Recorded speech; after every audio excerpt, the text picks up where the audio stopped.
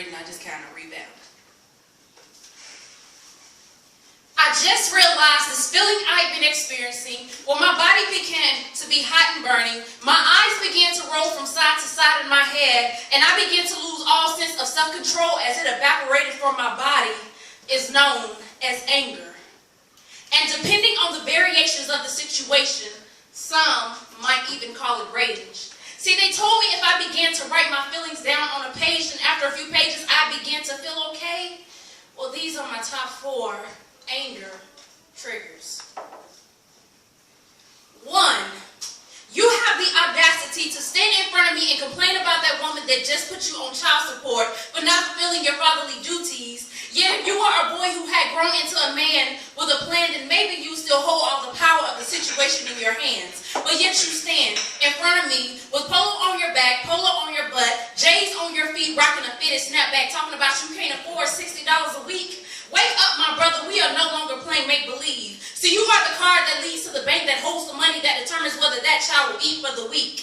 It's time to let the nonsense fly and let truth and common knowledge share the front seat. 2, ladies, you post nude pictures on Instagram and Facebook talking about how good you look, but please know that those looks will soon fade away, and one day people will no longer want to pay to play with you. Talking about you have big breasts, a slim waist, and a big... But what you lack is self-respect and class. And then you get on stage to shake for a little bit of cash, living in the present, not realizing that your past can catch up to your future and place holes on future goals, creating holes of self-despair. And if you have no one to repair all that's wrong with the inside of you, you'll become a damaged good. 3, I hate to see these rappers being glorified as if they are the ones who gave you life. But if you want to bow down and worship them, then that's your right. But please believe my ancestors fought and struggled and gave their lives for me to have a life that was more than about stealing, killing, and getting high.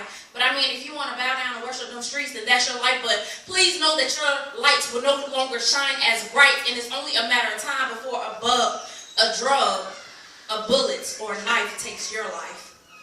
Please believe I see you as more than a statistic. I pray that God will clean you up and provide you with a vision that you can stick with. See, it's time to wake up and be more realistic. I just dropped some knowledge, and if you weren't hearing me, you just missed it. 4, I frown at the way our people put each other down. You are supposed to be your brother and sister's keeper. Our bonds are supposed to run stronger and deeper than any feeling of dissatisfaction that hate can create.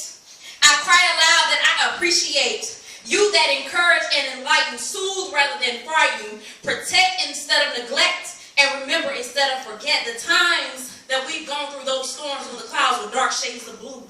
If only some of you understand and knew how we cut ourselves off at the knees, not able to run to victory, only able to crawl to defeat. I stand and say we are being depleted. The bad issues not being corrected, but instead repeated.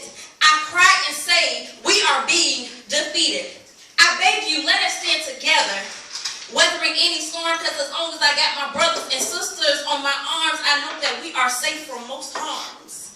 I am tired of being angry. I am tired at the rage felt along the pages. It's time for us to start making some immediate changes. Our actions need to create more safety instead of increasing dangers.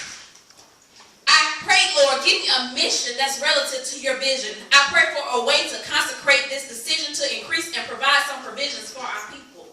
A way for this anger to dissipate and be replaced by hearts winding together to create lanes of love and take us back to a familiar place where the man of the house was a king and his wife his queen, where the streets were clean instead of littered with bodies and blood. Life wasted, or that's at least how it seems. See, I thought we were supposed to be free, but it seems that we reverted back to bondage. But it's because we no longer live life. We're just steadily cutting ourselves off at the knees.